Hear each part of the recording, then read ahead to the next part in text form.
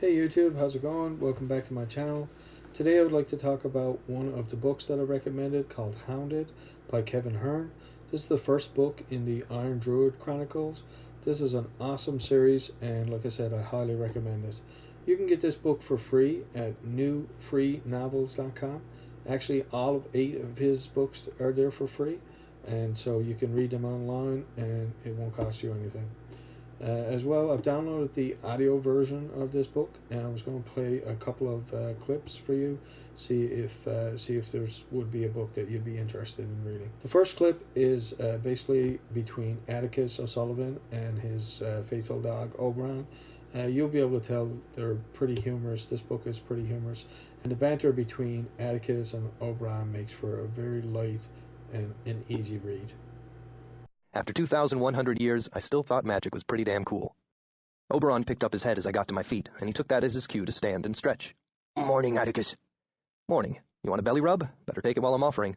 "Okay." He promptly flopped down next to me, lifting his front paws to give me better access.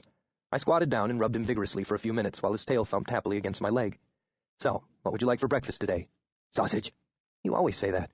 "That's because it's always tasty." "I'm out of sausage. How about some pork chops?" "I don't know. Did Genghis Khan eat pork chops?" "Well, I doubt he ate chops, because that's a fairly modern way to cut it. He probably ate slices off a whole ham or something that they had roasted in the ground all day." "Can I have some of that, then?" "I don't have a whole pig to roast, nor do I have the time to do it properly. Can't you settle for some chops and just pretend?" "All right. But after that, can we conquer Siberia or something?" "Not today, Oberon." I chuckled. "I have a contract to fulfill with the witches, and someone is bound to come by and threaten me today, or try to kill me. And we have to make sure the widow is okay. We left her house rather abruptly last night." I rose from my haunches and brushed the grass off my shorts. "Come on, let's go inside and make breakfast." "All right, but I think we should start recruiting a horde now and have them muster on the Mongolian steppes. We can join them in the spring and then ride to glory." "Where are we going to recruit a horde?" I asked him as we stepped inside. Froggerah was lying where I left it on the kitchen table. "Well, I don't know. You're the bloody druid here, not me. But I think you should start with getting me a sufficient number of French poodles, and you can find those in the classified section of the newspaper. Hold on, I'll go get it." No, don't go out there," I said. "You're still in hiding, remember? I'll go get it." I wanted to see what could be seen in the daylight anyway. I dissolved the camouflage bindings on my lawn to evaluate the signature of last night's carnage. There were some messy patches of gore we had missed last night, especially on the eastern side, and I pulled out the garden hose to see how much of it I could spray away. Most of it obligingly melted into the soil under a jet stream, but some of the grass remained tinted an unhealthy shade of pink. That was a problem I couldn't simply camouflage away, because the only thing around the pink grass was more pink grass.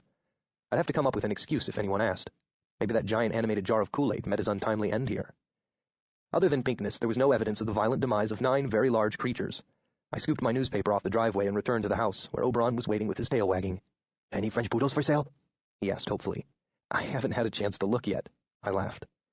We discussed the logistics and supply we'd need for our invasion of Siberia as I made a pot of coffee for us and 2 separate entrees, a skillet full of chops and melted butter for Oberon, and a cheese and chive omelet for myself. I also toasted a slice of whole wheat bread and slathered it with butter and blackberry preserves. It was domestic bliss there for a while, with the sound of our breakfast cooking, morning doves cooing in the backyard, and a conversation that was little more than an exercise in silliness. Oberon's ability to distract me from life's worries was one of the reasons I adored him. But then I sat down at the kitchen table with my food and looked at the newspaper, and the worries came back. So this next clip is between Atticus and one of his neighbors, and this also shows some of the lightheartedness and some of the humor that's in this book. I knocked on the widow's front door, and she answered after a minute, looking spry and chipper. "Ah, me dear boy Atticus, 'tis a pleasure to see you again, and that's no lie. Have you killed any more Brits for me?" "Good morning, Mrs. McDonough. No, I haven't killed any more Brits. I hope you won't be talking about that with anyone." "Tish, do you think I'm daft? I'm not there yet, thank the Lord. It's all due to clean living and good Irish whiskey. Would you be having some with me? Come on in." She opened the screen door and beckoned.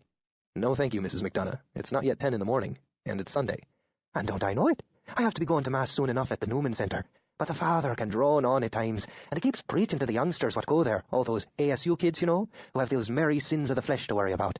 So I find a finger or two of the Irish helps me bear it with patience." "Wait, you go to church drunk?"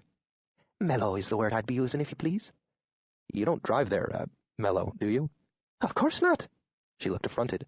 "I get a ride from that nice Murphy family what lives down the street." "Oh, well, that's fine then. I just wanted to make sure you were all right, Mrs. McDonough. I have to go to work now, so you can go, get mellow and enjoy your day. Peace be with you." "And also with you, my boy. Are you sure I can't convince you to get baptized?" "Quite sure," I said. "But thank you again for the offer. Bye now." Atticus," Oberon said as he trotted behind my bike, once we were safely on the way to the store. "what's baptize mean?" It means a priest dunks you in some water, and when you come out, you're reborn. Really? So if I got baptized, I'd be a puppy again? No, you're not literally reborn in the physical sense. It's a symbolic thing.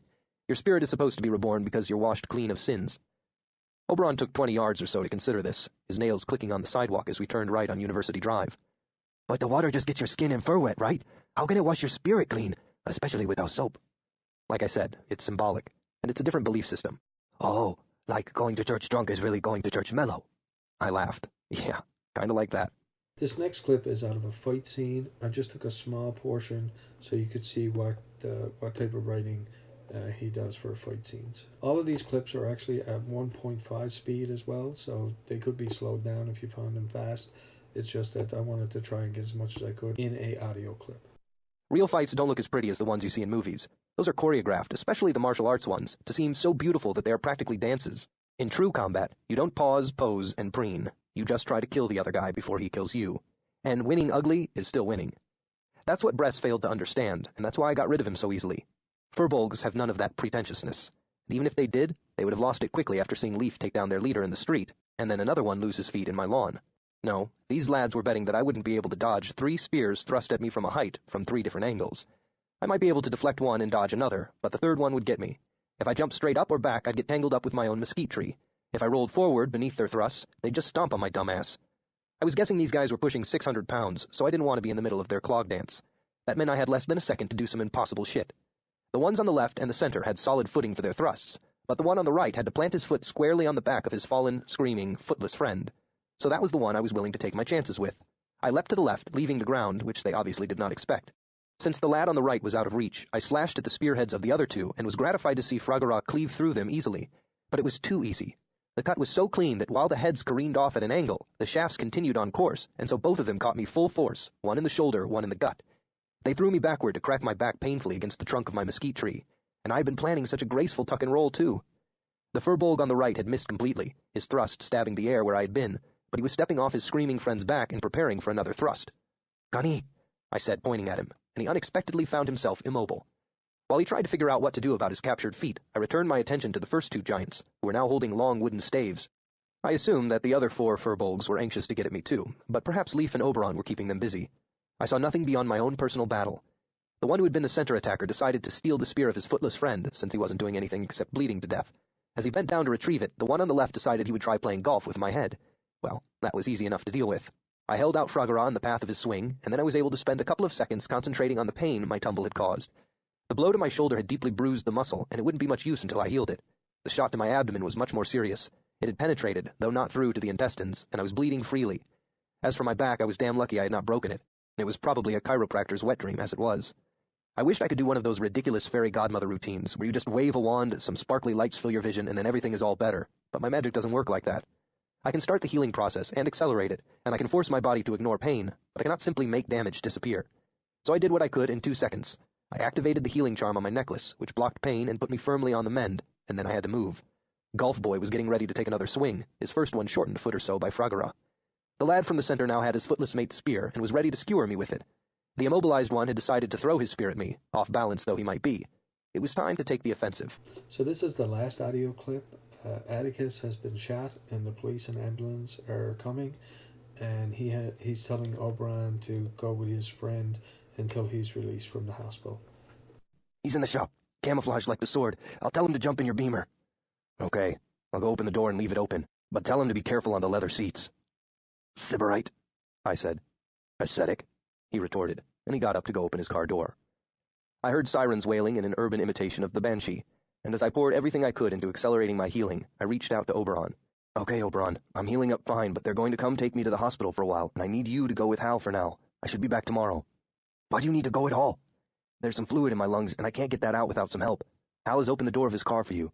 Try to get out of the store as quietly as you can, and watch out for blood on the ground, because your paw prints will give you away. There's a dead body right outside the door, so be careful." "There are a lot of people milling around by the door." "There's going to be more of them soon. The longer you wait, the more there'll be. I'm outside on the ground to the right." "Wait, what's wrong? Is that tiny little toy car Hal's?" "It's a very expensive toy. You're supposed to be careful with the leather seats." "So, I'm supposed to ninja past these cops, tread across the broken glass. You remember the broken glass, right? Avoid the buckets of blood outside the door, and jump silently into that puny car without saying hello to the upholstery?" "An excellent summation. Make it quick." Not so fast. Promise you'll get me a date with the French poodle. Seriously? You're holding out on me right now? I've been shot and I'm coughing up blood and you're negotiating for some tail? Oh, all right. But I totally deserve one and you know it. I've been a good widow doggy. So I hope you've enjoyed those audio clips, and I hope they've convinced you to check out some of these books. Comment down below. Thanks for your likes, your shares, and on that